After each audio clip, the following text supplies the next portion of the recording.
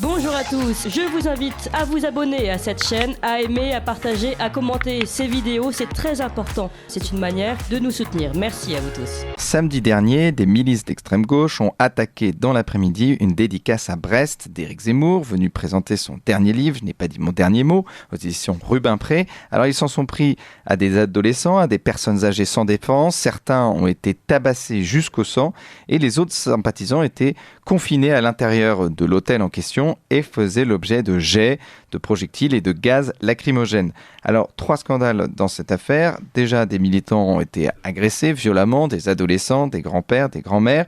Le préfet n'a rien fait pour assurer la sécurité de l'événement. Et puis, le traitement médiatique de cette affaire, parce que les médias ont menti, notamment sur l'attaque, en prétendant à des heurts entre les sympathisants d'Éric Zemmour et ses opposants, ou alors en diminuant la gravité des agressions. Pour en parler ce matin, nous sommes avec Pierre Coué-Dello. Bonjour, Pierre Coué-Dello.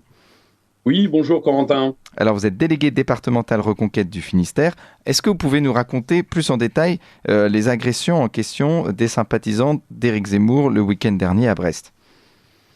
Alors effectivement, la dédicace était prévue vers 15h, donc on avait de nombreuses personnes qui commençaient à faire la queue devant l'hôtel. Les gens étaient un petit peu endimanchés, les femmes en robe légère, les hommes en short. Il y avait des personnes de tout âge, de jeunes enfants avec leur maman, des personnes âgées, des jeunes. Et petit à petit, une foule est venue de gens qui se sont montrés de plus en plus hostiles, avec au départ des mauvais regards, puis des insultes, puis des jets d'algues, des jets parfois de produits corrosifs qui ont été lancés contre la sécurité, des jets de pierre, et puis une charge véritablement sauvage, barbare, contre toute cette foule de personnes qui étaient venues assister à la dédicace d'Éric Zemmour et qui étaient particulièrement, je dirais, calmes, qui n'ont jamais ni insulté, ni été vindicatifs vis-à-vis des contre-manifestants. Oui, donc ces manifestants en question, c'était donc des antifas reconnaissables, ils sont tout en noir, et donc il y a une véritable culture antifa à Brest et en Bretagne d'une manière générale. Oui, alors vous parlez d'antifa, moi j'appelle pas ça antifa, hein. Les antifascistes, c'est des gens qui combattent le fascisme. Ces gens-là sont véritablement le fascisme. Alors, il y avait pas uniquement que ces miliciens d'extrême gauche. Hein. On avait aussi des gens de la CGT, de la SNU, du Parti socialiste, du PCF, etc.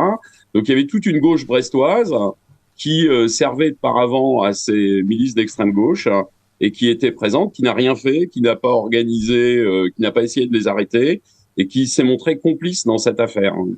Oui, donc on va voir dans cette affaire qu'il y a plusieurs complices, parce que notamment il y a eu un laxisme de la mairie, et il y a eu une alliance finalement entre le pouvoir en place et puis ces partis de gauche, ces mouvements de gauche. Oui, tout à fait. Il y a ce que j'appelle un triptyque 3P, les partis de gauche, le pouvoir et la presse. Hein. Les partis de gauche nous agressent, le pouvoir laisse faire, et puis la presse vient désinformer en faisant passer les victimes pour des bourreaux et les bourreaux pour des victimes.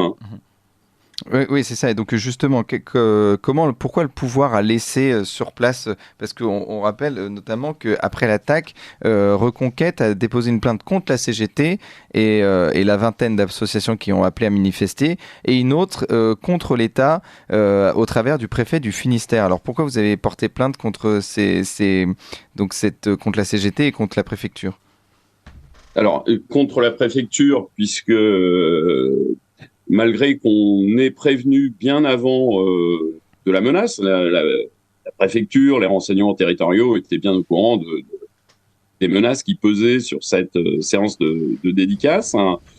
On avait, avant la manifestation, avant la séance de dédicace, strictement aucune voiture de police, aucune présence policière devant l'hôtel. Alors que chaque fois qu'il y a une dédicace d'Éric Zemmour, il y a au minimum un véhicule, un équipage de police devant. Là, délibérément, alors que la menace était à son maximum, la préfecture, qui est en charge du maintien de l'ordre, n'avait donné aucun ordre pour qu'un équipage de police, des policiers, soit présent. Alors que l'État, le préfet, avait dépêché 70 gardes mobiles de Pontivy supplémentaires pour couvrir une manifestation anti-Darmanin et cet événement. Oui, Et deuxième élément, quand les heurts ont commencé, quand la menace s'est fait présente, il y a eu des coups, une charge sauvage. Les forces de l'ordre ont reçu l'ordre d'intervenir alors qu'elles étaient à 50 mètres. Au commissariat de Brest, les gardes mobiles étaient stationnés à proximité immédiate. Ils n'ont reçu un ordre d'intervenir que entre 15 minutes et 20 minutes après.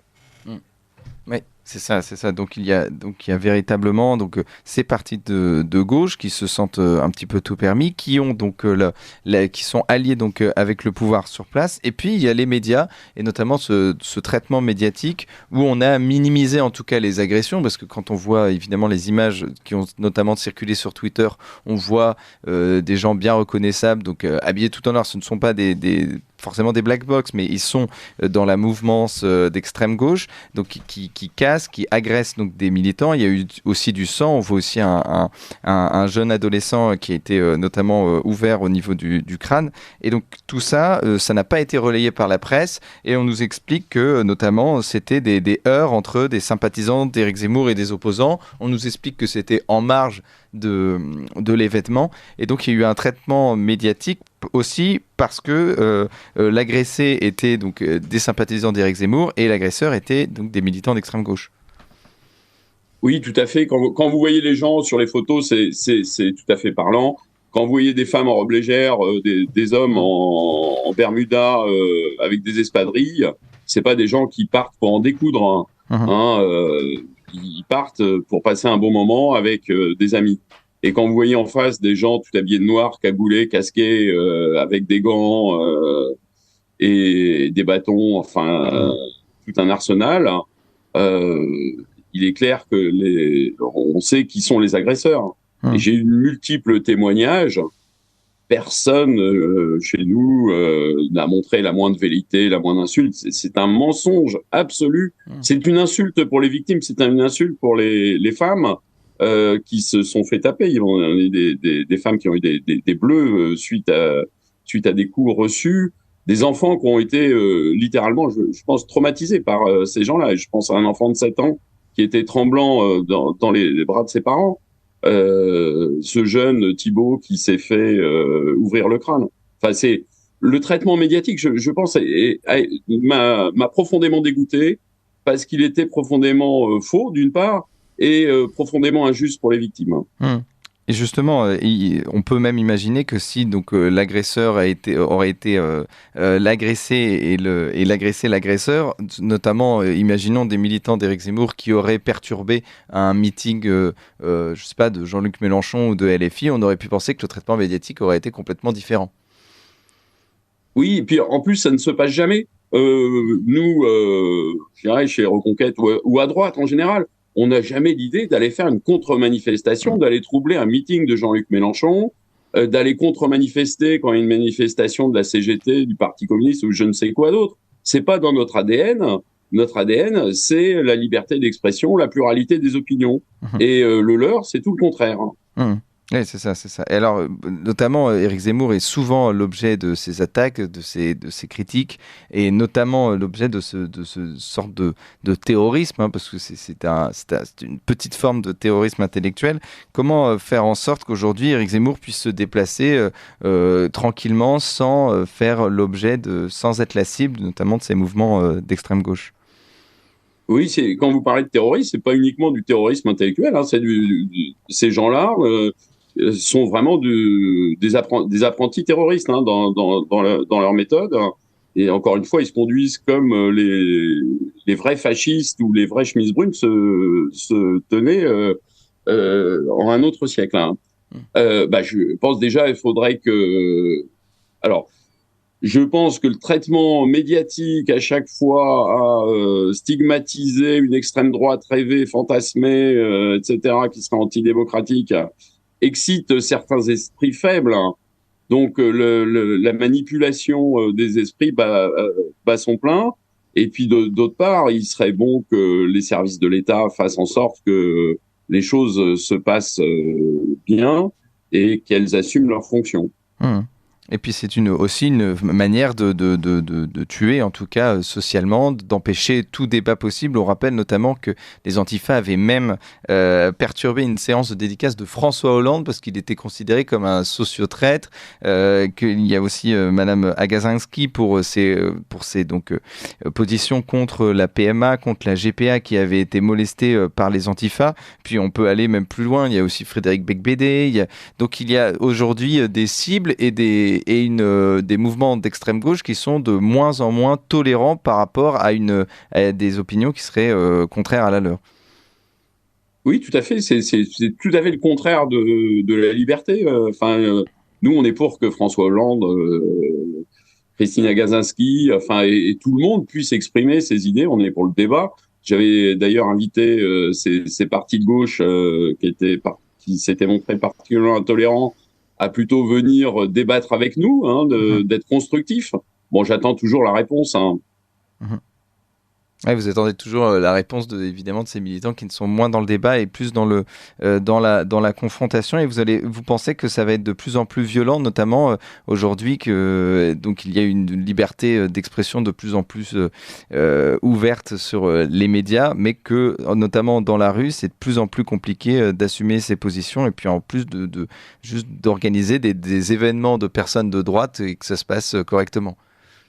Oui, tout à fait, parce que en fait, ces gens sont instrumentés par le pouvoir qui les laisse faire. On voit bien dans les manifestations, les Black Blocs ne sont pas réprimés. Ces gens-là, on les a laissés faire à Brest. On les laisse faire à chaque fois. Ça permet au pouvoir d'avoir des supplétifs violents qui empêchent toute expression démocratique. On voit bien les pressions qu'ils ont exercées contre l'hôtel Océania. Ils les ont harcelés au téléphone, ils ont dégradé la note en faisant de fausses appréciations, ils ont cassé les vitres, ils ont harcelé le personnel. Enfin, c'est vraiment des méthodes qui sont plus qu'antidémocratiques. Merci beaucoup, Pierre Coué-Delot. Excusez-moi, tout à l'heure, je me suis trompé. Pierre Coué-Delot, vous êtes délégué départemental Reconquête au Finistère. Et évidemment, on va continuer à suivre cette affaire, voir comment elle évolue. Et puis, on rappelle que Reconquête a déposé plainte contre la CGT et contre l'État au travers du préfet du Finistère. Donc, on va continuer à suivre cette enquête avec vous. Merci beaucoup.